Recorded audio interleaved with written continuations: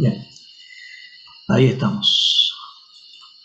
Disculpen, pero bueno, se ha salido del programa todo esto. Entonces,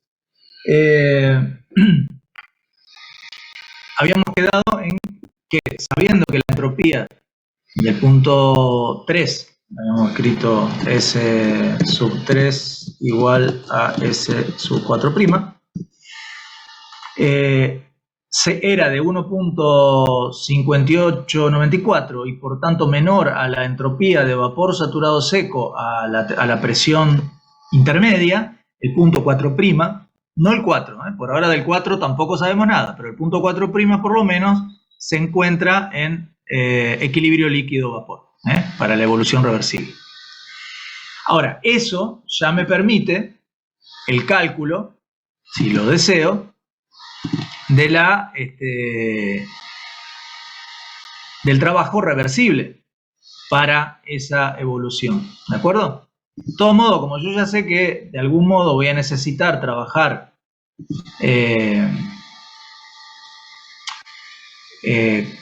con el punto 4', que tendrá un determinado título, ya que se encuentra en equilibrio líquido-vapor, ya puedo bajar de la tabla los restantes datos relacionados al equilibrio, o mejor dicho, a los valores de saturación del agua a 422.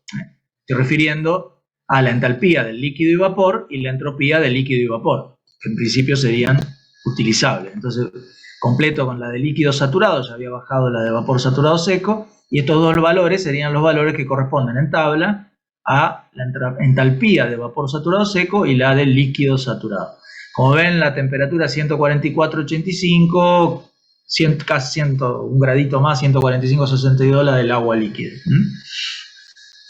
Ahora con esos números, ¿qué hacemos?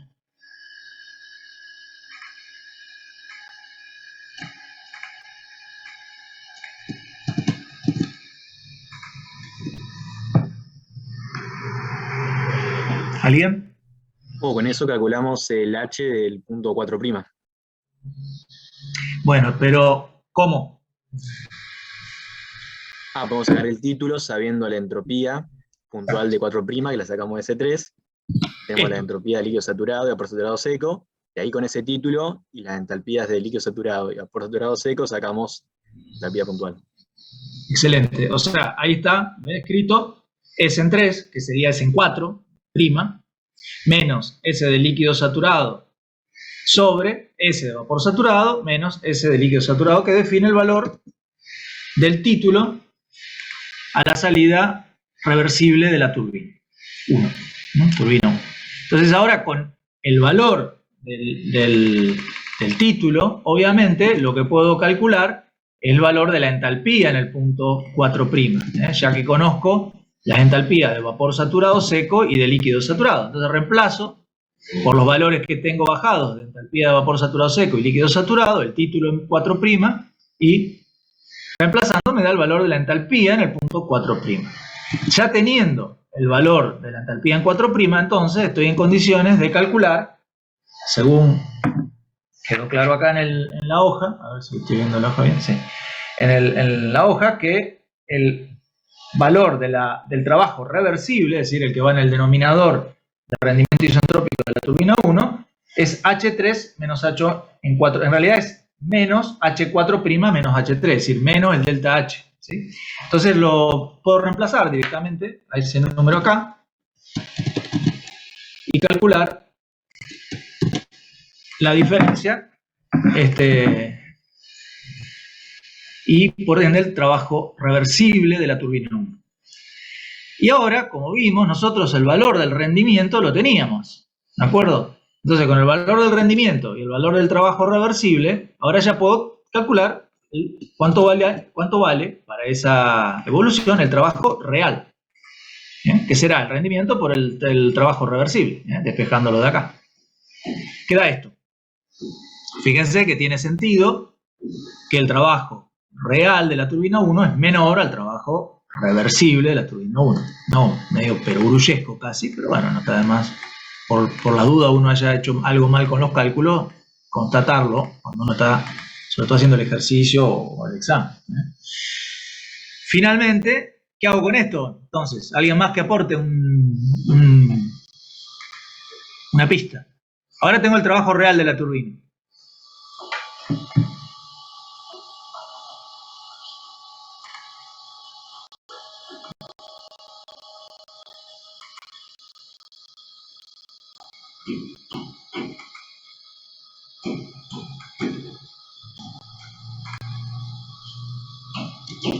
¿Qué opinan? Diego, ¿qué opinas vos?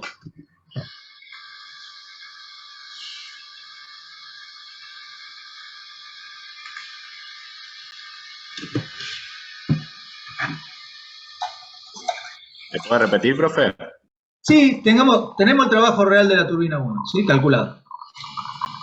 Y lo que estamos tratando de averiguar son las condiciones del punto real del trabajo en el punto 4. Acá.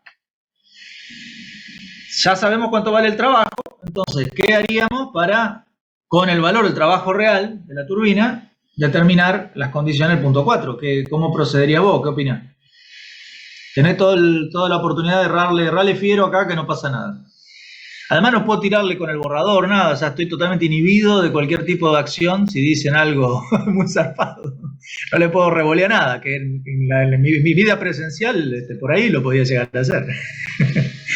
Así que, sacar el valor de la entalpía 4. Claro, o sea, con ese número, sabiendo cuánto vale el W real, ahora lo único que me quedaría hacer es despejar de ese valor del W real, o sea, el W real es la entalpía en 3 menos la entalpía en 4. Entonces, con este número conocido y la entalpía en 3 que es conocida, la utilizamos ya para el reversible, simplemente despejar el valor de la entalpía en 4.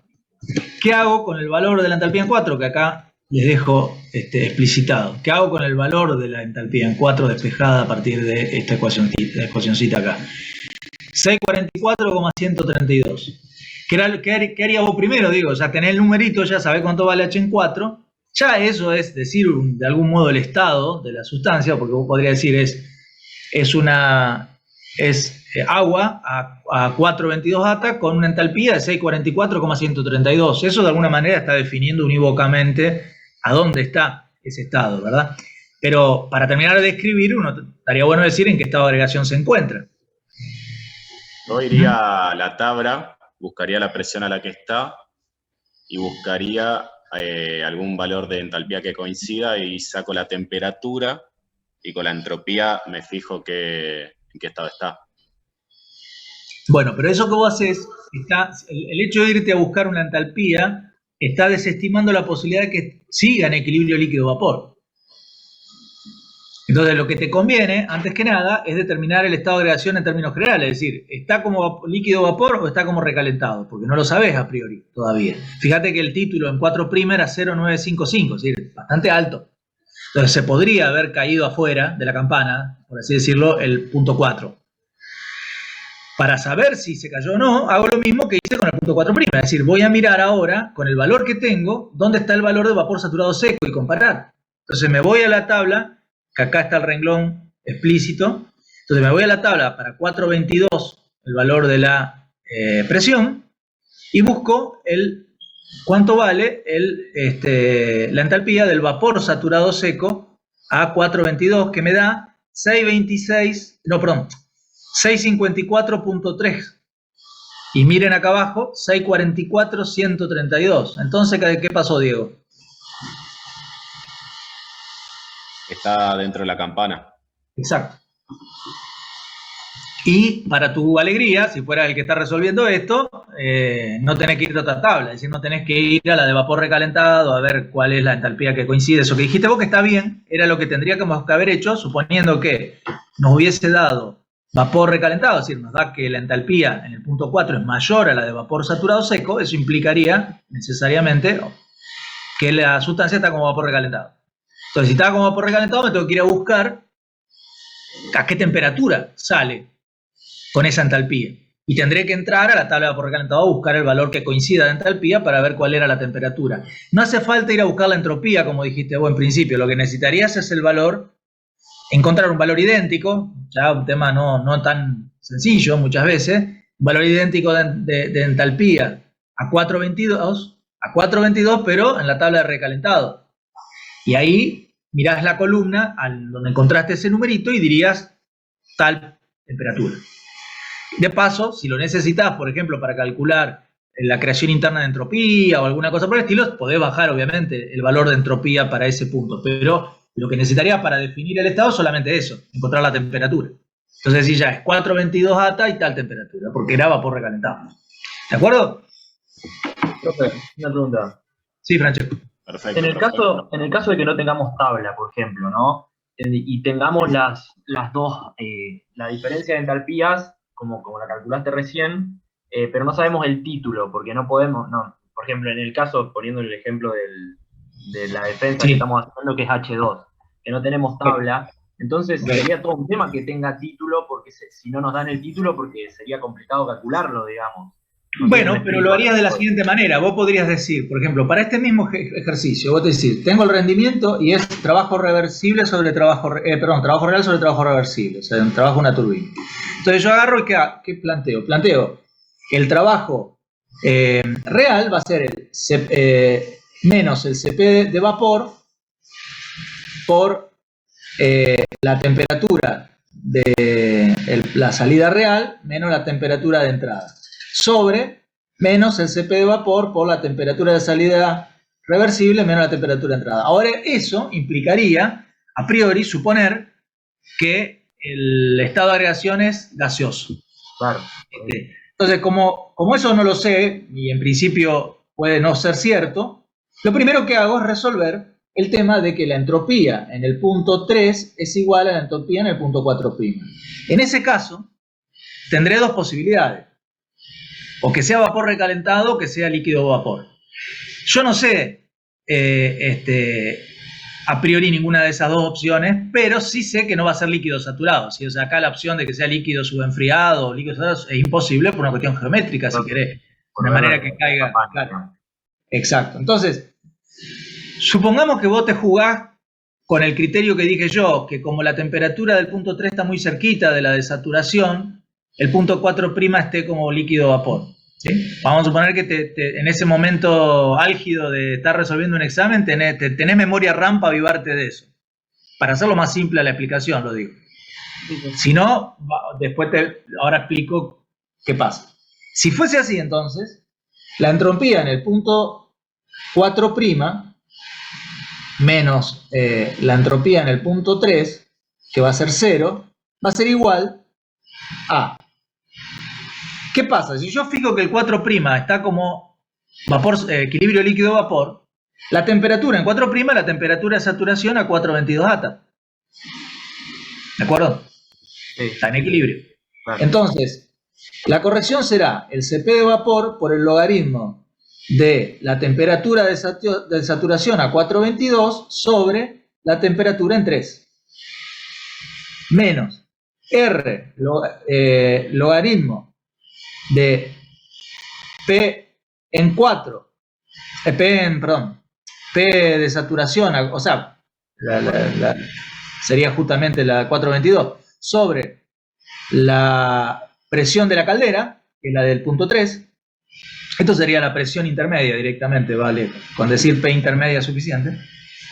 Pero ahí yo qué hice, si hice eso, solamente corregí desde el punto 3 hasta el punto de vapor saturado seco de la presión de saturación, porque estoy haciendo una corrección de la fase vapor. Esto corresponde a una corrección de entropía de una evolución de un gas. Entonces lo que me falta es meterme dentro. Claro, me falta meterme dentro de la campana. Entonces eso va a ser igual a más el calor latente de vaporización a 422 por el título en 4' menos 1 sobre la temperatura de saturación a 422. ¿De acuerdo? Eso es igual a 0. O sea, tu ecuación de haber supuesto equilibrio líquido-vapor te queda con esta forma. De acá, ¿qué sale? El título. Claro. Claro, pero sí, no me había dado cuenta que al estar dentro de la campana podemos sacar la temperatura y nos ahorramos, digamos, todo lo anterior. Con esta fórmula ahí sacamos el título, digamos. Claro, claro. Bien. Obviamente, ¿qué puede pasar acá? Que esto te tiene que dar, para confirmar la hipótesis de estado de agregación que vos hiciste, X4' tiene que estar, obviamente, entre 0 y 1. Sí, bastante Sí. cerca del 1, por así decirlo. Por el Y hecho se de le quita el 1, claro, si te da 0, 1, preocupate, porque calculaste mal, bueno, para empezar calculaste mal seguro, pues no puede dar eso. Tendría que ser un valor exactamente, bastante próximo a 1, puede ser 0,9, por ahí, qué sé yo, más en este caso donde como vimos la temperatura de entrada era digamos, bueno, está bien que entre la presión de entrada y la presión de salida hay bastante diferencia. Podría estar un poquitito más abajo, digamos, podría estar bien metido en la campana, pero nunca a menos de 0,5 ni a palo, ¿no es cierto? 0,7, 0,8, del 0,8 en adelante yo esperaría un valor razonable, digamos. Si me da otro valor entre 0 y 1, pero distinto de eso, ya me estaría preocupando de que haya hecho yo mal el cálculo y me dio mal el numerito, entonces lo revisaría. Sería eso. Ahora, si te da negativo o, como creería yo, mayor que 1 en el caso de que el error sea que consideraste equivocado el estado de agregación, entonces tenés que volver a calcular esto, eliminando este término, porque obviamente ya no va a haber un ingreso a la campana, y obviamente que esta temperatura va a ser la incógnita ahora. Claro. Este término queda igual, pero Porque no acá estamos tenés que dentro de la dejar esto campana, como claro. incógnita. ¿Perdón? Al ser negativo o mayor a 1, nos damos cuenta que no estamos dentro de la campana porque esa temperatura no es la correcta, digamos, y pasa a ser la Exacto. incógnita. Más que la temperatura es la consideración que hiciste vos de estado de equilibrio líquido-vapor que implicó meter este término acá. Sí, sí. Y eso es lo que te produce el error. Aparte que obviamente fijaste una temperatura acá también, ¿no es cierto? Entonces, eliminás este término, o sea, si considerás que el estado de agregación era vapor recalentado, eliminás este término y acá dejas esto como incógnita. Ahora despejás la temperatura de salida de la turbina de acá. ¿Y qué tiene que pasar? Si esto fue el caso, la temperatura de salida reversible, sería la TS', te tiene que dar mayor a la temperatura de saturación a 422, porque si no de vuelta tenés una inconsistencia. O sea, ya si descartaste el caso de equilibrio líquido-vapor y te da esto, entonces todo bien. Pero si habiendo descartado el equilibrio líquido-vapor, esto no te da consistente tampoco, bueno, ahí tenés un problema de cálculo. Ahora, suponete que vos, en vez de haber hecho la consideración de que el equilibrio líquido-vapor era la primera opción, sino que arrancaba por considerar el caso de vapor recalentado y te habías equivocado, es decir, en realidad estaba en equilibrio líquido-vapor, que sería nuestro caso para este ejercicio, ¿qué hubiera sucedido? Hubiera sacado una temperatura menor a la temperatura de saturación a 422. Y eso es una inconsistencia. Claro, no tiene sentido porque, digamos, nos habían dado la temperatura de la presión nos habían dado, entonces tiene que dar ahí o para arriba, digamos. Exacto. Entonces, ante la inconsistencia esa, volvés a plantear ahora. Estoy planteando ahora que hubiera hecho la suposición al revés de la que hice inicialmente. Entonces, hubiera tenido primero una inconsistencia con la temperatura de saturación que me hubiera quedado menor a la de 422, que no es físicamente correcto. Y entonces hubiera dicho, no, debe estar en equilibrio líquido-vapor. Y entonces agrego ahí sí el término del calor latente. Arrancar por la segunda parte es más fácil, digamos, como para darte cuenta y te ahorras. Sí, pero está. Habitualmente es verdad, pero por eso en el tema ciclos no deja de ser interesante tratar de hacer una consideración de criterio previa para ahorrarse ese despelote, digamos. No deja de ser una forma relativamente fácil. Sacar esta temperatura primero probablemente sea más sencillo desde el punto de vista del cálculo, porque no hay que irse a buscar. Acá aclaremos una cosa. ¿De dónde saco el calor? ¿De dónde sacarías vos el calor latente de Francesco a 422? Y resto porque está en la tabla y si no tengo que hacer lo que vimos el martes. Claro, pero acá directamente ya lo tenés explícito. Tenés la entalpía de líquido saturado y la de vapor saturado seco. Hacés la diferencia de estos dos números. Ah, sí, pero acá, en este caso, porque tenemos tabla, pero yo me refería, digamos, por ejemplo, vino por el tema del H2 que no tenemos tabla, entonces ahí... Claro. Sí, ahí te va a tener que ir a buscar una. Por eso, suponer equilibrio líquido-vapor, aparte de la complejidad o relativa complejidad del cálculo, implica además ir a buscar más cosas tabla, está bien. Entonces uno puede decir, bueno, descarto que sea O sea, si me meto a hacer todo este pelote, que sea porque ya sé que es líquido o vapor. Está bien, no es una mala estrategia tampoco. Bien, perfecto, profe, muchas gracias. No, por favor. ¿Que les quedó claro a todo esto que hablamos? Porque estuvo bastante buena la intervención de Francesco, porque estamos haciendo como una especie de consideración general de qué hubiera pasado si esto era no con tablas, sino obviamente a resolver por camino, ¿no es cierto? Como trabajamos por camino, la cosa se simplifica mucho, obviamente. Perdón, como trabajamos con valores puntuales. Entonces, lo que surgió de haber evaluado el valor de H en 4 ahora, para que se vuelvan a conectar, de luego calcular el trabajo real con el rendimiento isentrópico y despejado de la entalpía en 4, es que, de vuelta, el punto 4 se encuentra en equilibrio líquido-vapor. O sea, no salimos de la campana en la evolución real. O sea, esta inclinación que tiene la curva que va de 3 a 4 para crear entropía hacia la derecha como consecuencia de que la evolución es real y no reversible, no alcanzó a caer fuera de la campana. Entonces hay que determinar, en ese caso, ahora cuánto vale el título en el punto 4. Y ya con ese valor determinado, obviamente que tendríamos resuelto el ejercicio, porque ya determinaríamos en forma unívoca el estado en el punto 4. Entonces, hay que hacer la diferencia entre la entalpía en 4 y la entalpía del líquido saturado 422, que ya la habíamos sacado acá arriba, y la diferencia entre la de vapor saturado seco y la de líquido saturado, también sacada de ahí. Entonces le doy el igual y me da 0,98, o sea, bastante más cerca de la campana. De paso, también otro parámetro de consideración, digamos, de criterio matemático para que haya consistencia física en los resultados, es que el título en 4, como tiene que ser mayor que el título en 4', ya que se encuentra a la derecha. Entonces, cuando uno hace el cálculo, no está de más mirar esto para decir, bueno, no tengo como es un error en ese sentido. Entonces, vamos a resaltarlo. Y ahí tenemos el resultado del primer ítem, que era la condición a la salida de la turbina 1. ¿Sí? El segundo ítem del problema es determinar el rendimiento isentrópico de la turbina 2. O sea, ahora de la turbina 2, ¿qué sabemos? De la turbina 2 sabemos el punto de salida, porque el punto 6 está fijado y es el vapor saturado seco a 0,28 atas. Y sabemos la temperatura de entrada, que es la temperatura 3, y la presión, obviamente, que es la presión de operación de la presión intermedia del ciclo. Si esto va a estar sobre la isobara de 422 era, esto es la intermedia,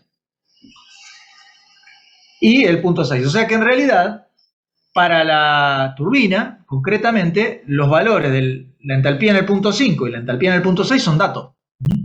Si miran un poquito más arriba, entonces el valor de la entalpía del punto 6 sería el valor de la entalpía del vapor saturado seco a 0,28 atas, que era 626.3, y que yo había escrito ya acá cuánto valía. Entonces lo voy a copiar simplemente para que nos quede de referencia a mano. Ya el valor de la entalpía en el punto 6 es conocido. ¿Qué esto que está puesto ahí? Son los datos de para la temperatura. Bueno, obviamente era la temperatura en 5, era igual a la temperatura en 3. Para esa temperatura 5, de 316 grados centígrados, y la presión intermedia, que es 422 ata, esta extracción, por así decir, como imagen que yo hice de la tablita, lo que uno encontraría en la intersección de 422 ata, que está el número exacto en tabla, y la temperatura 316, que también está exacta en tabla, tengo volumen, entalpía y entropía de ese vapor recalentado, que sería el punto 5, es decir, el punto Entonces, traduzco estos dos numeritos para que el sistema tome los datos, H3 y S3. Esto, perdón, esto sería H, puse H en 5 es esto, H en 5 y S en 5. Perdón. Son los datos de entrada a 3.16 y 4.22 ATA. Entonces, el resto de los datos que corresponden a la... perdón, no. Estoy equivocado de números, copié mal los números, disculpen. Como ven, han tomado los números, era de 3 porque los copié mal. Ahí está. H en 5, 739.9 calorías gramo, S en 5, 1.8162 calorías gramo. Eso sería lo que corresponde a la entrada a la turbina 2, punto 5.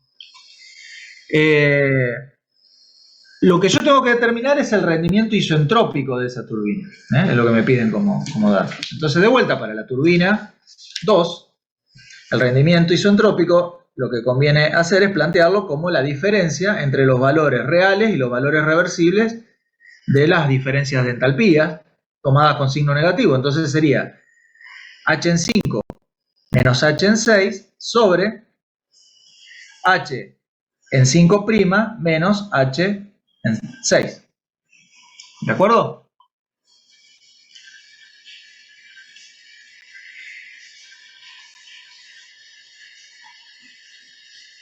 Perdón, no, escribí cualquiera. H en 5, perdón, H en 5 menos H en 6'. Disculpen, acá lo que hay que hacer, no lo dibujé, vamos a ponerlo. La evolución reversible daría el punto 6', el valor 6'. Me enredé con los índices, discúlpenme. O sea, H en 5 menos H en 6 es el trabajo real de la turbina, y H en 5 menos H en 6', es el valor de el trabajo reversible. En el dibujito, ojo con esto, cuando hagan el dibujo ustedes, esto generalmente conviene siempre cuando están en un examen, dibujarlo aparte en un borradorcito antes de pasarlo definitivamente al examen, porque siempre puede pasar que sin querer a uno le queda la evolución, entre comillas, reversible con entropía negativa. Si uno acá lo extiende y deja claro que esto es S5 igual a S6', ya está, no pasa nada. No es que tampoco, si la línea está inclinada, nos ponemos locos los docentes, pero sí es importante que ustedes dejen claro en el esquema que hagan, es que están sobre la misma línea, digamos, de entropía constante, porque si no, sería una inconsistencia también en el esquema. Bueno, entonces, hasta aquí sabemos los valores en 5 y sabemos también el valor de la entalpía de salida en 6. O sea que yo con esto ya puedo calcular, si quiero, el trabajo real de la turbina 2, que la puedo escribir acá, H en 5 menos H en 6, y da 113,6 calorías por gramo, por simple diferencia entre estos dos números. ¿De acuerdo? Ahora, como lo que me pide el problema es el rendimiento, de vuelta voy a tener que identificar el punto 6'. Y queda claro, dado que el punto 6, que es el valor que corresponde a la salida real de la turbina 2, es vapor saturado seco, que el punto 6' necesariamente estará dentro de la campana. Acá ya no tengo ni que preguntarme acerca del estado de agregación de ninguno de los dos puntos. Es decir, el 6 ya está determinado, tiene el título determinado porque es vapor saturado seco, 1, el título. Y el punto 6' tendrá un título ligeramente menor al valor que le correspondía al 6'. Así que voy a necesitar bajar los datos de el agua saturada a 0,28, que, como vimos, los tengo ya aquí computados, simplemente que yo no los había bajado. Entonces, los copio y los dejo ya volcados. Son, obviamente, el valor de la entropía de vapor saturado seco, el valor de la entropía de líquido saturado, el valor de la entalpía de vapor saturado seco y el valor de la entalpía de líquido saturado. Son los 4 numeritos que están en la tabla, en el renglón que corresponde a 0.28 ata, ¿de acuerdo? Eso es lo que bajé.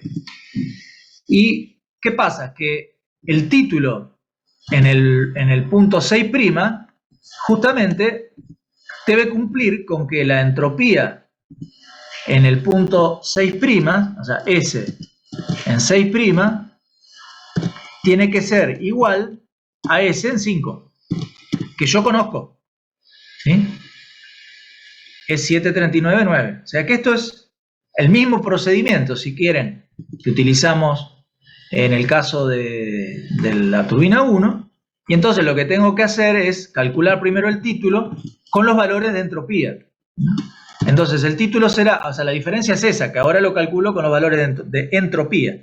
Será la entropía en 5 menos la entropía del líquido saturado sobre la entropía del vapor saturado seco menos la entropía del líquido saturado. Y eso da 0,972. Como dijimos, X a 6' tendría que ser ligeramente menor a 1.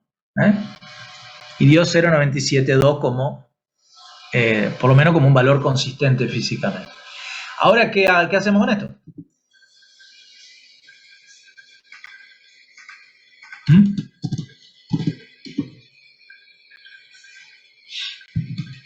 ¿Cecilia? Estoy mirando, estoy copiando los números. No, pero los números no les des tanta bola. De todo modo, eso lo tienen en el apunte que está en el entorno. Todos estos numeritos, es decir, los valores y lo que dan las cosas, lo tienen disponible. Así que no pierdan tiempo ahora copiando a mano números. Más bien me interesaría que vayan siguiendo lo que hablamos. Así que no hace falta que anotes tanto. Eso lo va a tener todo disponible.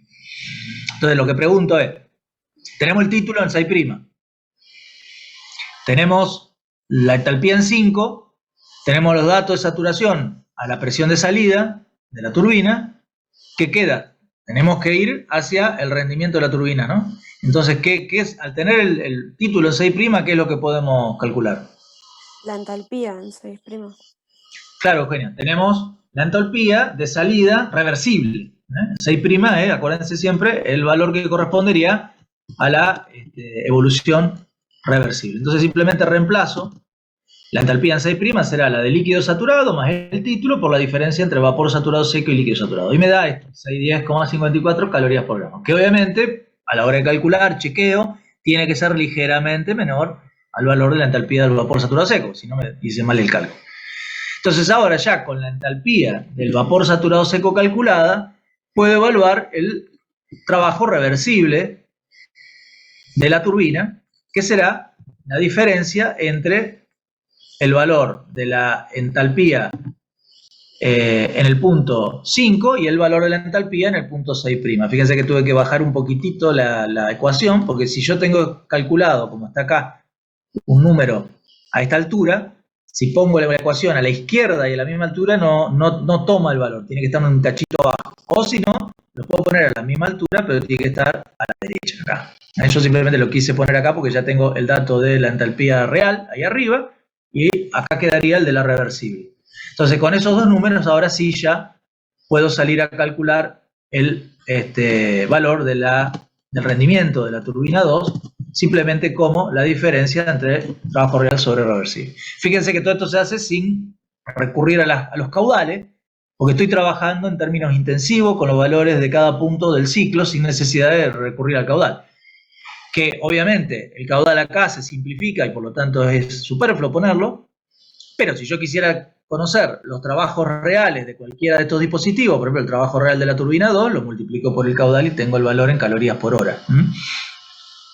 En este caso el caudal no es dado, exactamente no me lo piden, no me lo dan ni piden ningún valor extensivo. Bien, ¿alguna pregunta con esto hasta acá?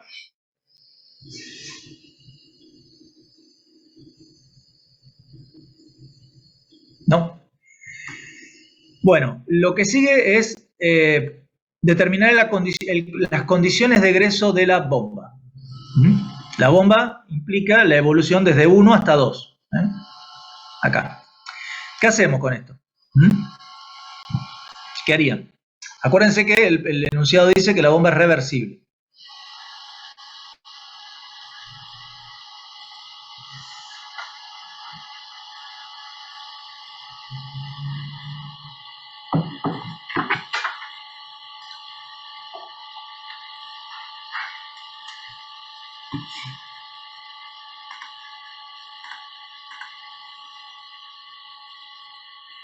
¿Milagros? ¿Alguna idea? Acá les voy a estar recurriendo a una memoria en la que tienen que repasar detalles que hemos visto en otras guías. Pero que vimos en coloquio, eso me acuerdo haberlo tratado. ¿Por dónde agarrarías, Milagro, con esto?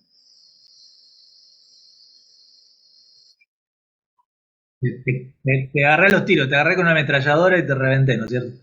¿Algún otro que tenga alguna mínima idea de para dónde enganchar? Porque es importante, ahora por eso los dejo así medio en suspenso, quiero que se expriman un poco y que estén asustados porque a cualquier otro en cualquier momento le pregunto, porque si se acuerdan de esto van a poder resolver problemas de este tipo fácilmente. Es algún detalle que generalmente lo dejan medio como fuera de archivo y no deja ser importante.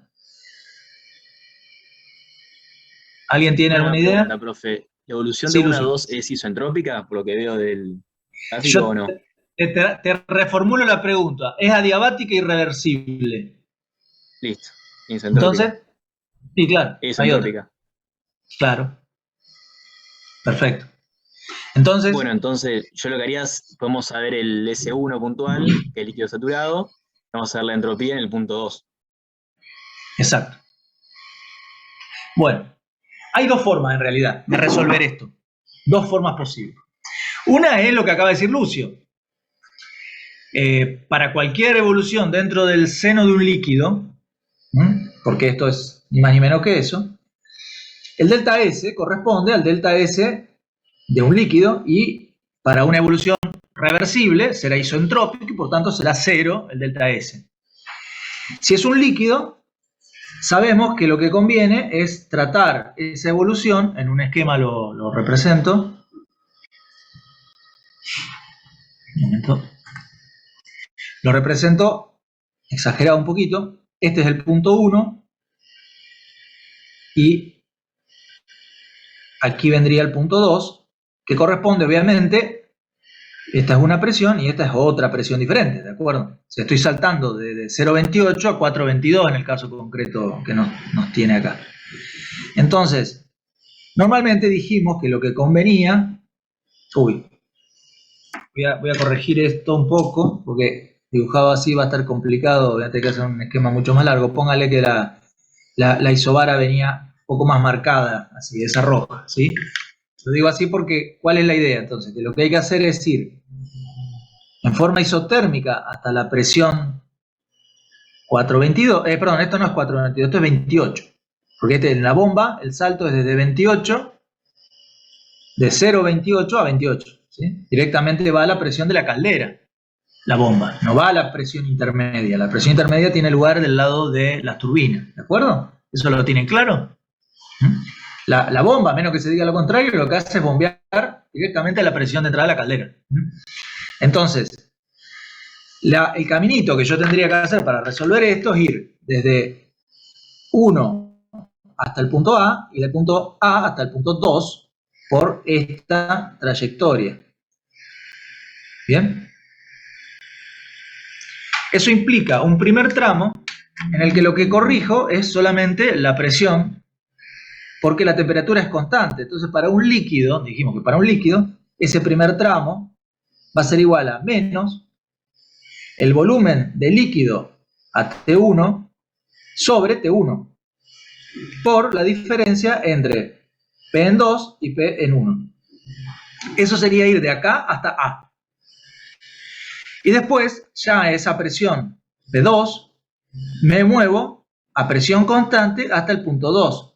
Entonces, para un líquido, eso es igual a más el Cp del líquido por el logaritmo entre T2 y T1. ¿Está claro? Esto entonces sería una forma de evaluar la diferencia de temperaturas entre la entrada y la salida, ¿de acuerdo? Y luego, obviamente, el delta H, 1 en 2, que es igual a menos el trabajo de la bomba esta, que sería reversible, será igual al CP del líquido por T2 menos T1. Entonces, esta es una forma de resolver esto y no hay error en sí mismo en esto, ¿sí?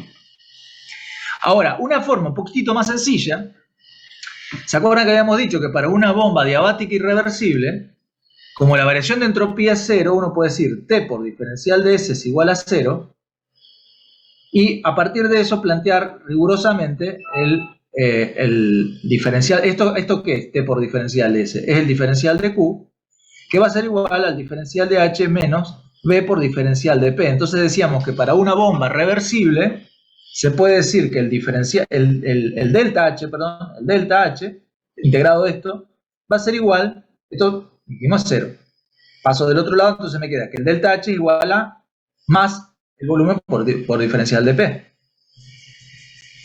Entonces directamente uno podría evaluar el H en 2 menos H en 1 como el volumen del líquido por P2 menos P1. Y esto es más sencillo para evaluar el delta H y con ello el trabajo reversible, porque es reversible, esto se aplica a una bomba reversible solamente, que será menos el delta HS. Entonces son dos formas de evaluarlo. Este requiere necesariamente despejar del delta S la temperatura de salida y con ello calcular el valor del CP. Este te da directamente el trabajo. Y eventualmente, si estás laburando con valores puntuales, el trabajo es la diferencia entre los valores de entalpía. Entonces vamos a aplicar ese, que es un poquito más sencillo, en el caso concreto este de la bomba. Entonces, explicitando esa condición, digamos, de cálculo que acabo de decir, es decir, que para una bomba diabática irreversible se cumple esto. Entonces, lo primero que tengo que buscar, ¿qué es? Es ese volumen de líquido. ¿Y cuál volumen de líquido busco? Y el del líquido saturado a 0,28. Ese valor lo tenía yo en el bajado de mi tablita. Acá, para 0,28, el volumen de líquido saturado está en esta columna y sería el 0.001021 que vemos ahí. Entonces, lo copio y lo mando como dato ahí. Esto sería el volumen intensivo en 1, si quieren, que es el volumen de líquido saturado a 0,28. Y obviamente lo único que me queda, hecho esto, es calcular el delta H, el delta H de la bomba, que el delta H de la bomba es, como dijimos, el volumen de líquido saturado por la diferencia entre la presión de la caldera y la presión del condensador, porque aquí así lo llamé yo a esos dos valores de presión cuando formulé los datos en el diagrama, simplemente por cuestión de código, pero obviamente son tal cual P1 y P2 en esta expresión.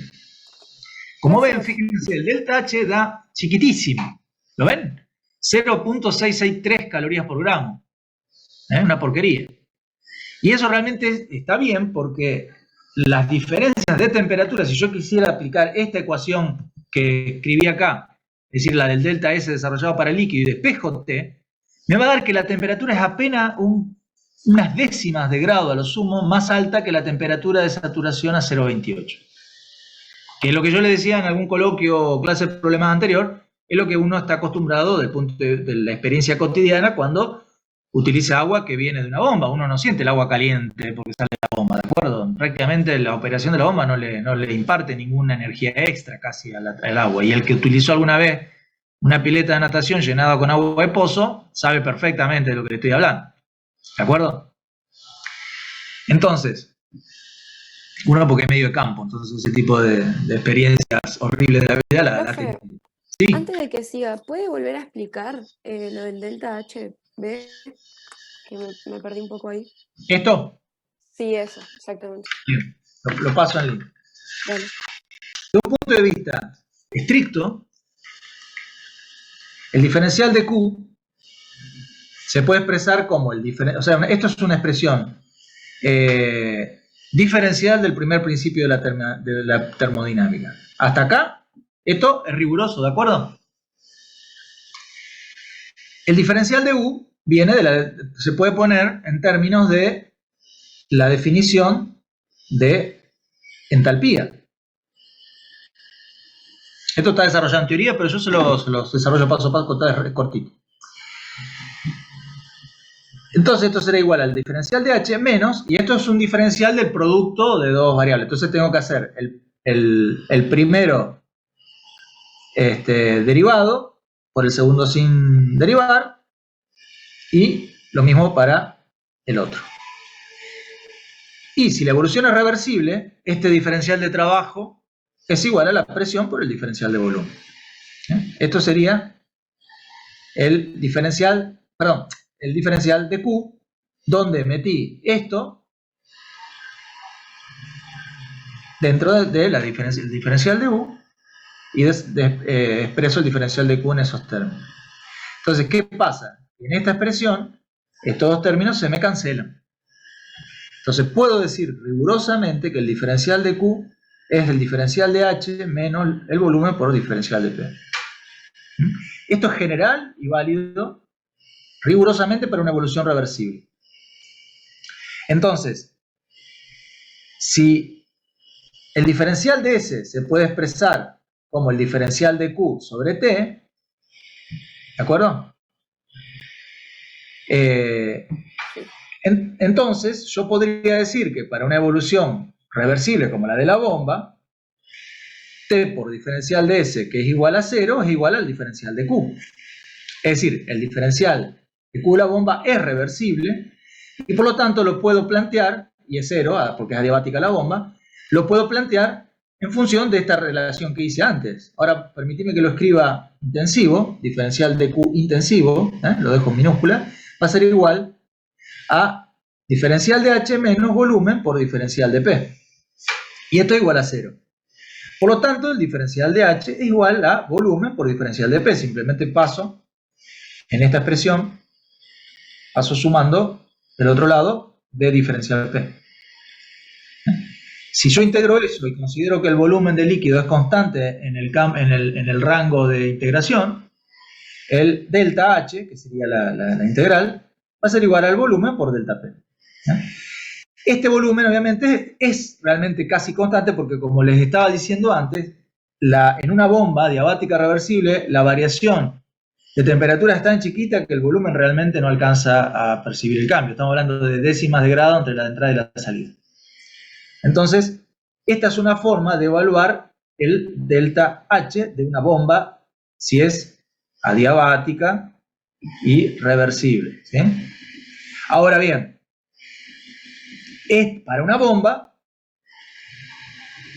el trabajo es igual al menos delta H entre la entrada y la salida. Entonces, esa es la manera de evaluar el trabajo fácilmente para una bomba diabática irreversible, donde utilizo valores obviamente de presión y el volumen intensivo de un líquido. Esto en particular siempre bajo el título, o sea, hasta acá esto es general. Esto es general para cualquier sistema. De acá en adelante empiezo a trabajar con la bomba diabática reversible.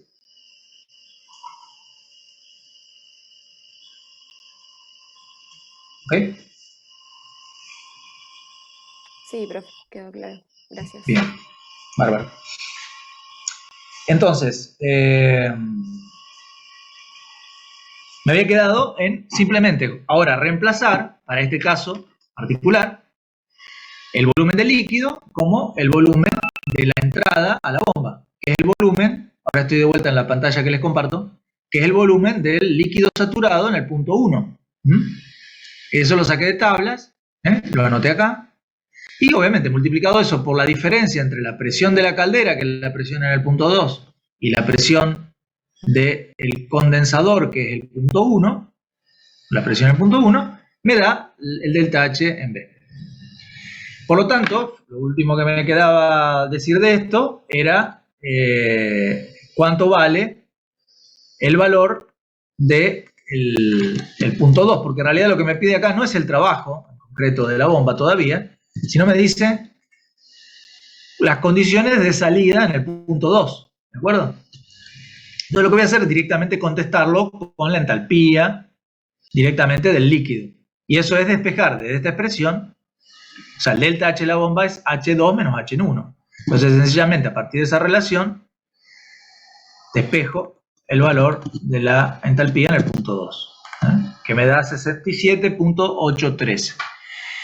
Y que si uno se fija en 67.8, vamos para arriba, es apenas unas pocas décimas arriba de la temperatura en grados centígrados de saturación a 0,28, ¿ven? Entonces, esas pocas décimas en entalpía se corresponden en general para el agua, acuérdense que eso vale para el agua en estas tablas nada más, a una temperatura aproximada de 67,8 grados centígrados, es decir, apenas un poco arriba de la temperatura de saturación, que es lo que le dije que debería suceder. Es decir, hay obviamente, con tan poca diferencia en calorías, la diferencia en temperatura será de unas décimas, y es lo que sucede. ¿Claro? Profe, una pregunta. En Dale, caso de no se pudiera haber hecho esto, ¿se podría ver, por ejemplo, si sabemos la entropía del punto 1, sacar la entropía en el punto 2 y buscar en la tabla una entropía de líquido saturado puntual que sea igual a la entropía del punto 2, vemos la temperatura de saturación y de ahí buscamos, o sea, lo aproximamos, ya que el líquido incompresible, a la entropía puntual del líquido saturado, o sea, que aproximamos la temperatura anterior? ¿Estaría bien eso? Bueno, ¿O es preferible este camino? No es que no esté, digamos, no está bien, no es que está mal estrictamente, no lo vas a poder hacer, y te digo por qué.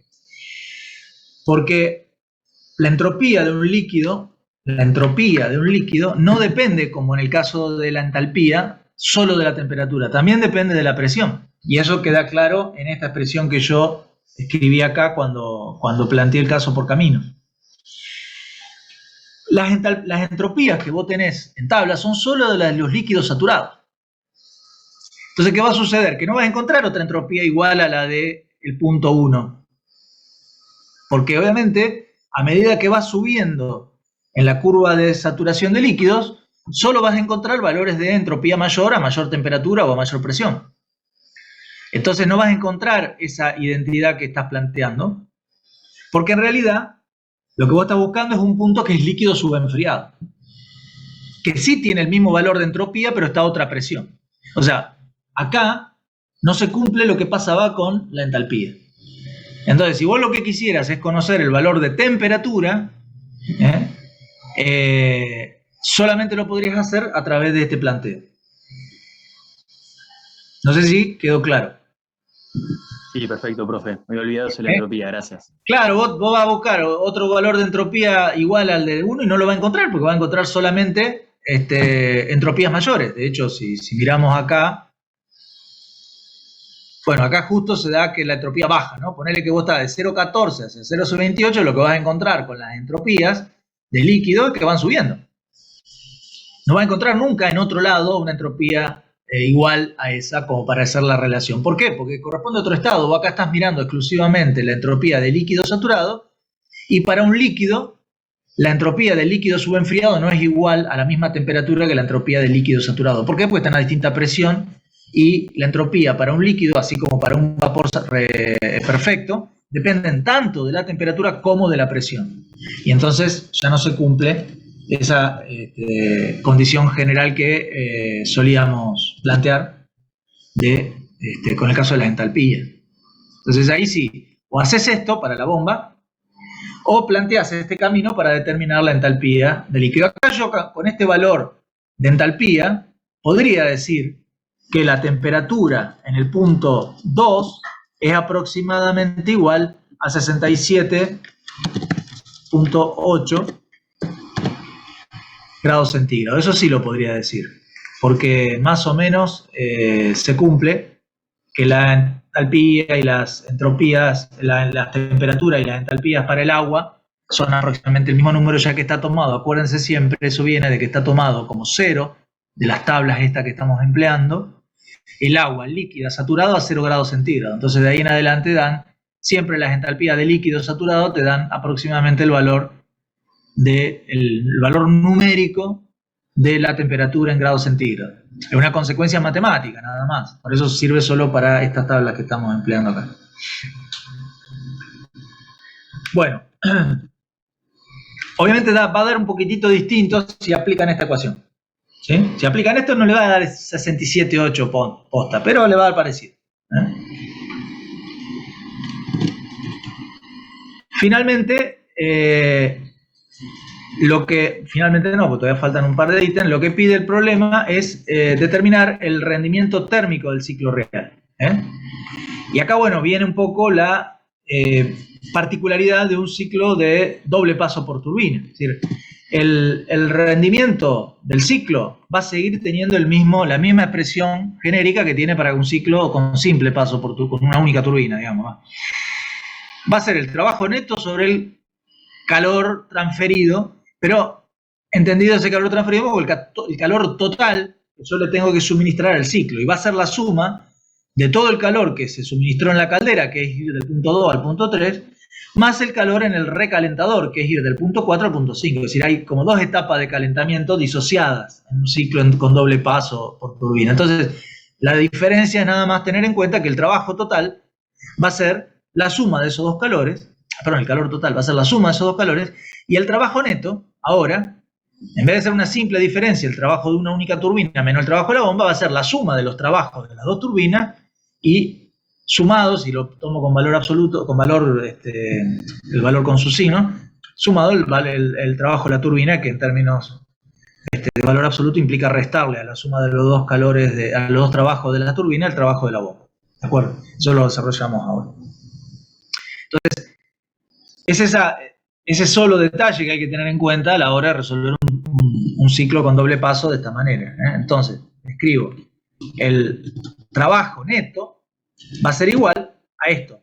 La suma del trabajo real de la turbina 1, el trabajo real de la turbina 2, falta la L, más el trabajo de la bomba. Como obviamente el trabajo de la turbina 1 y 2 son positivos, ya que es trabajo que el fluido cede hacia el exterior, y el trabajo de la bomba es negativo porque es trabajo entregado sobre el fluido en la bomba, esto naturalmente equivale a decir valor absoluto de la turbina menos valor absoluto de la bomba, si quieren. Eso tenganlo claro nada más. Y lo otro que hay que dejar explícito es que el calor, ese que yo escribí como QT, o calor que ingresa, creo que en la teoría Alicia les debe haber planteado una suerte como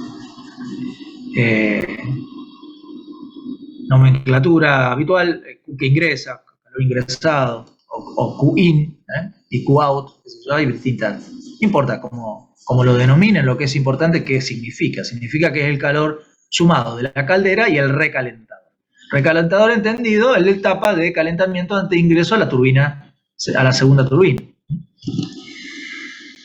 Entonces, bueno, el trabajo de la bomba, que lo habíamos calculado allá arriba, era este numerito acá, H2 menos H1, no lo habíamos explicitado, lo podemos hacer ahora. A ver, ¿no lo habíamos explicitado? No. Ah, sí, lo habíamos explicitado acá arriba, 0,663, ¿sí? Entonces, lo único que tengo que hacer es decir que el trabajo de la bomba va a ser menos el delta H de la bomba, como corresponde a un sistema abierto en estado estable, y explicitado. O sea, va a quedar obviamente el trabajo de la bomba con un signo negativo al delta H. Ese valor hay que restárselo a los trabajos de la turbina real y de la turbina, digamos, de la turbina real 1 y 2, que ya los teníamos calculados esos dos valores, porque eran simplemente la entalpía en 3 menos la entalpía en 4 y la entalpía en 5 menos la entalpía en 6. Eso lo habíamos utilizado para calcular los respectivos rendimientos de las dos turbinas en ítem anteriores. Así que son valores que tenemos para este ejercicio ya computados. Con eso, entonces, estamos en condiciones de determinar el valor del trabajo neto, sumando simplemente esos tres valores de trabajo que yo le dije, si uno los suma con su signo, le da directamente el valor del trabajo neto, porque este número claramente resta a estos dos. Entonces, ahí tengo el trabajo neto, y ¿qué me quedaría? Sumar los valores del calor en la caldera y del calor en el recalentador. Justamente también en el ítem anterior determinamos la entalpía en el punto 2 y los valores de la entalpía en 3, 4, 5 y 6 eran conocidos. O sea que, en definitiva, yo puedo calcular el calor en la caldera como H3 menos H2, es decir, la entalpía de salida de la caldera menos la entalpía de entrada en la caldera. Y el valor del calor en el recalentador simplemente como la diferencia entre la entalpía en el punto 5, la salida del recalentador antes de entrar a la turbina 2, y el punto 4. Y ahí tengo esos dos numeritos, que reemplazándolos en la expresión del calor total que yo formulé, me dan el valor del calor total transferido al fluido para hacer funcionar las dos turbinas. Finalmente, con eso, lo único que queda es sustituir las dos magnitudes, el trabajo neto y el calor total, para expresar el rendimiento, pedirle que calcule, y me da un rendimiento bien bajo, de 0,258. Profe, una pregunta. Entonces, ¿no hay calor en la evolución 1.6? Hay calor, pero ese es el calor que en un ciclo de potencia típico equivalía al calor en la fuente fría, ¿te acordás? El QB, que le solíamos llamar. Sí. Porque ese Q es QH en 1 menos H en 6', porque es el condensador. El rendimiento se evalúa teniendo en cuenta el trabajo producido sobre el calor suministrado, el calor de la fuente caliente. Acá el calor de la fuente caliente viene a ser la suma de dos calores, porque en realidad estás trabajando entre dos rangos de temperatura diferentes con dos sobrecalentamientos, dos calentamientos distintos. Entonces lo que cambia en la definición del rendimiento, que ahora tu costo, ¿te acordás que yo le solía decir que uno podía expresar el rendimiento como una noción, y en realidad fue el concepto del cual se partió para definir el rendimiento? Costo-beneficio. ¿Cuál es mi beneficio? El trabajo neto. ¿Cuál es mi costo? Calentar el fluido en las dos etapas donde yo lo caliento el fluido. ¿Dónde lo caliento? En la caldera de 2 a 3 y en el recalentador de 4 a 5. De 6 a 1 es calor disipado, es simplemente el calor que se libera o que se disipa para recomenzar el ciclo. Y eso no participa ni en beneficio ni en costo, es calor, si querés, comillas, desperdiciado, energía desperdiciada, que es la que por el segundo principio te evita transformar totalmente el trabajo en calor. Perdón, el calor en trabajo. Lo ideal sería lograr eso, pero no se puede.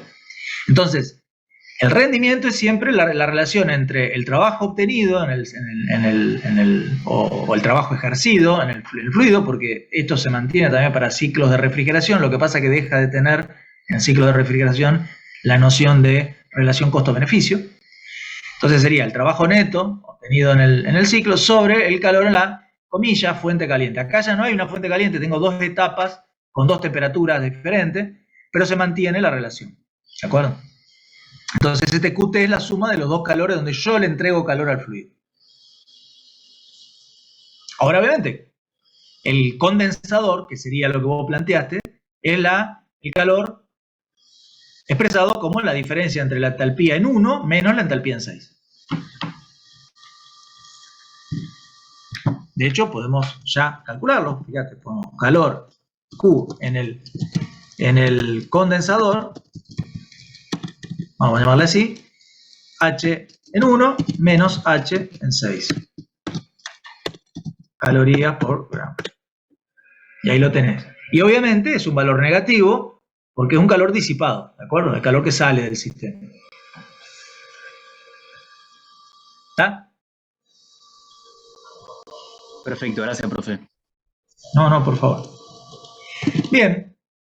Lo otro que nos pedía el ejercicio era la relación de trabajo. ¿Se acuerdan que eso es un parámetro simplemente práctico, dentro de los parámetros que se suelen usar? Ustedes sépanlo simplemente. Pero es la relación entre el trabajo neto, ¿sí? Cuando le resto el trabajo de la bomba, que obviamente eso tiene sentido en ciclo de potencia, porque en los ciclos de refrigeración no existe un dispositivo más que el compresor, entonces no tiene sentido plantear esta relación. En un ciclo de potencia está la bomba y están las turbinas, la o las turbinas. Entonces, simplemente la relación entre el trabajo neto que obtengo y el beneficio, que es las dos turbinas operando. Entonces se suman los dos valores de la turbina y esto da de alguna manera lo poquito que influye la bomba en el trabajo neto, porque fíjense que la relación implica un 99,7% del trabajo total, es decir, el trabajo neto es apenas un 0,3% del trabajo de las dos turbinas. Simplemente es un índice que tiene que ver, obviamente, con una evaluación de rendimiento, pero no tiene, digamos, demasiado, no le arranca la cabeza a nadie, digamos, el concepto. Finalmente, lo que nos pedía el problema, y con esto terminamos la clase de hoy, es, bueno, ¿cómo hubiera sido el rendimiento si ahora, en vez de considerar la evolución real que tuvo lugar en el ciclo, que implica que de 3 voy a 4 y de 5 voy a 6, ahora considero que las dos turbinas hubieran trabajado en forma reversible, pero con las mismas condiciones de ingreso? Es decir, los puntos 3 y 5 se mantienen fijos. Eso es lo que quiere decir que tienen la misma condición de ingreso a la turbina, a las turbinas. Entonces, ¿qué pasa? Que cambia, simplemente hay que calcular el rendimiento considerando que ahora los trabajos de las turbinas son los trabajos que se producen al ir de 3 a 4' y de 5 a 6', no a 6 y 4 respectivamente. Entonces, lo único que tengo que hacer es recalcular los valores de trabajo neto reversible, o sea, llamarle al trabajo neto que define la expresión del rendimiento del ciclo, acuérdense, rendimiento del ciclo. Lo voy a escribir, traigo más arriba, por eso lo estoy copiando, nada más para que nos quede a mano ahí. El rendimiento del ciclo era esto. ¿Qué cambia ahora? Ahora esto le voy a poner el trabajo neto de la evolución reversible. Y también, fíjense que si uno mira esto, también va a cambiar un poco la magnitud del calor transferido, porque ahora, entre el punto 2 y el punto 3 no cambia nada, es decir, el calor en la caldera es el mismo.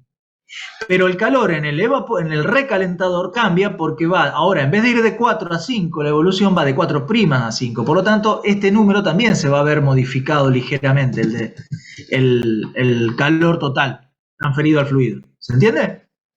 Entonces, lo único que hay que hacer es ahora utilizar, en el caso concreto nuestro, los valores de trabajo reversible de las dos turbinas para calcular el trabajo neto reversible, o sea, no tiene más misterio que eso, y que se puede calcular en forma directa, es decir, los sumo, pues ya los calculé estos dos numeritos, ¿sí?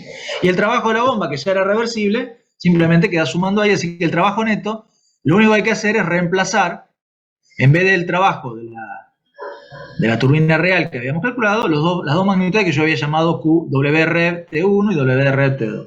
Entonces, este es el trabajo neto que obtengo.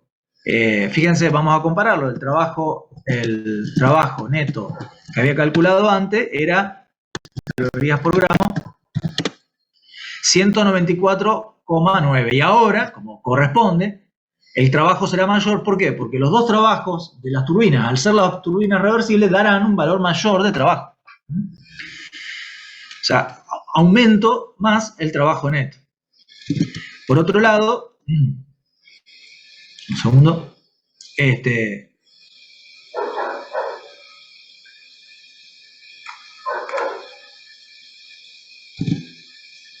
por otro lado, esperen, no lo he escrito en donde tenía que haberlo escrito, discúlpenme, ¿por qué nadie me frena?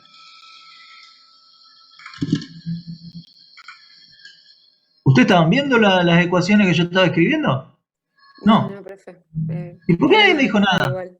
¿Que habían ido a la cocina? ¿Qué pasó? Bueno. No, yo pensé que estaba lenta mi compu. Discúlpenme, no, porque para empezar, vamos a empezar que yo metí la pata en el sentido que no estaba copiando la ecuación donde tenía que copiarla, pero Ustedes podrían haberme dicho. Bueno, vuelvo a escribir.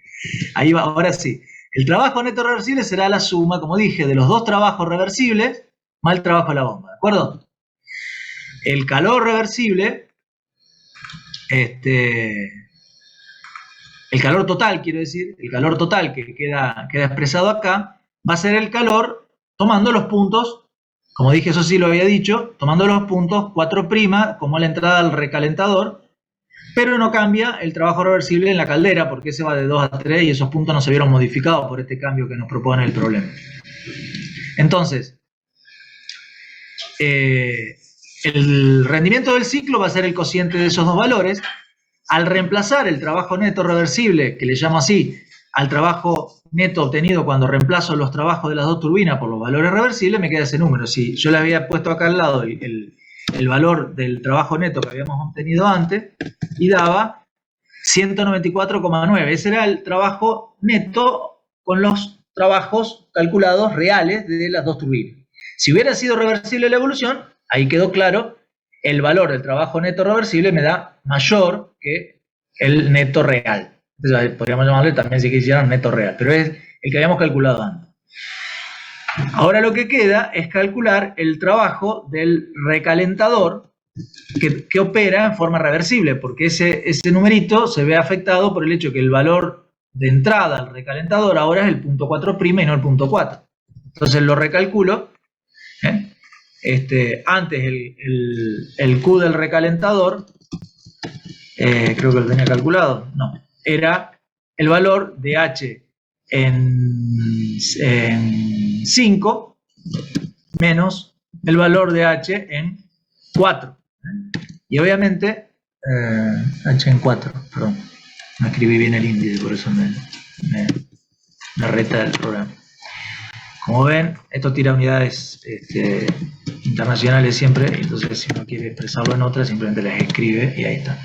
Pero fíjense, obviamente, que ahora se podría decir que como contrapeso a haber tenido un trabajo neto mayor que el real, ahora el calor en el recalentador se ve incrementado, porque obviamente corrí hacia la izquierda el punto de entrada. Entonces el calor, la entalpía va a ser menor, la entalpía en 4' es menor que la entalpía en 4, y eso hace que el calor del recalentador, cuando la evolución de la turbina 1 fue reversible, es mayor que el calor que teníamos cuando la turbina operaba en forma real. Veamos cómo eso impacta sobre el rendimiento global del proceso. Entonces, lo único que me queda es calcular el calor total reversible, le llamamos así, calor total reversible, al que implica sumarle al calor de la caldera, que ya lo habíamos calculado, este numerito que tengo acá. Y da 766,629. Obviamente va a ser un poquitito mayor que el otro por el hecho de que aumentó el calor del recalentador. Entonces ahora, metiéndole a esto el valor del rendimiento, simplemente tengo un rendimiento de 0,291, vamos a ponerle reversible acá, para compararlo con el rendimiento del ciclo real que habíamos obtenido más arriba, yo lo voy a escribir acá al lado, que nos había dado 0,258. Entonces fíjense que cuál es la conclusión, que a pesar de que el calor en el recalentador aumentó un poco, eso el hecho de que las dos turbinas operen en forma reversible hizo que globalmente el rendimiento del proceso aumentó. A pesar, vuelvo a decir, que aumentó un poco el denominador, pero aumentó mucho más en proporción el numerador. Por esa razón el rendimiento, si las dos turbinas hubieran operado en forma reversible, hubiera sido mayor el rendimiento del ciclo, el rendimiento global, que el que obteníamos con la evolución real. ¿Ok? ¿Alguna duda?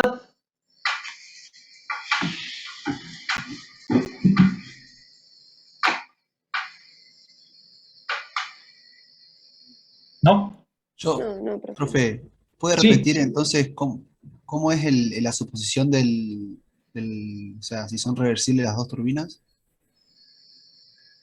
Si son reversibles las dos turbinas, lo único que hay que hacer es calcular los trabajos de las dos turbinas como, en este caso, H4' menos H en 3 y H6', perdón, el trabajo sería directamente H en 3 menos H4' para la turbina 1 y H en 5 menos H6' para la turbina 2. Esos dos trabajos los utilizás para calcular el trabajo neto de ese nuevo ciclo, llamémosle, donde las evoluciones son reversibles para las turbinas, y donde el trabajo de la bomba que tiene que restar al trabajo de las turbinas es el mismo porque no se modificó en este caso. Entonces sumás los tres trabajos y te queda el trabajo neto. O si querés utilizar los valores absolutos, es lo mismo, sumás estos dos valores absolutos y le restás este valor absoluto. Entonces te quedó un trabajo neto reversible, le llamo así yo, por el hecho de que estoy utilizando la evolución reversible de las turbinas. Y también tenés que calcular el calor reversible de las turbinas, el calor reversible que se le entregó al fluido, que se le entregó en dos etapas, una en la caldera, de 2 a 3, y otro en el recalentador. Ahora, desde 4' a 5, porque tu entrada ahora al recalentador ya no es 4, sino 4', porque la evolución de la turbina 1 fue reversible, ¿sí? Entonces te cambió un poquitito este número. Y eso es lo que se ve acá, que cuando lo calculo, me da 108,3, mientras que antes, partiendo de 4, era 95,7. Es decir, había que calentar menos porque ya salía un poco más, con más entalpía el fluido. Como consecuencia de la irreversibilidad, en realidad esa era una patada en contra. Era consecuencia de que el trabajo de la turbina es menor. Entonces, ahora lo que tengo que hacer es simplemente el cociente y ver cómo pegó eso en el rendimiento global del ciclo. Y lo que veo es que, a pesar de que aumentó un poco el calor total transferido al fluido, aumentó mucho más, en proporción, el trabajo neto al operar en forma reversible. Lo cual sería fantástico si yo lo pudiera utilizar a eso, pero la realidad ¿cuál es? Que eso no existe. Yo no puedo tener una turbina operando en forma reversible nunca. Pero es el caso límite, es decir, el máximo trabajo del ciclo, de vuelta, es el que se tiene cuando las turbinas operan en forma reversible, y es lo que acá queda reflejado. Por eso el rendimiento global es 0,291, casi 0,3, contra 0,258 para la evolución real. Acuérdense, en el contexto general y teórico del ciclo de Carnot, siempre el rendimiento máximo es el del ciclo ideal, el del ciclo de Carnot. ¿Está claro ahí? Sí, gracias. Si no iba para ese lado, Emiliano, reformulame la pregunta. A lo mejor yo te interpreté mal.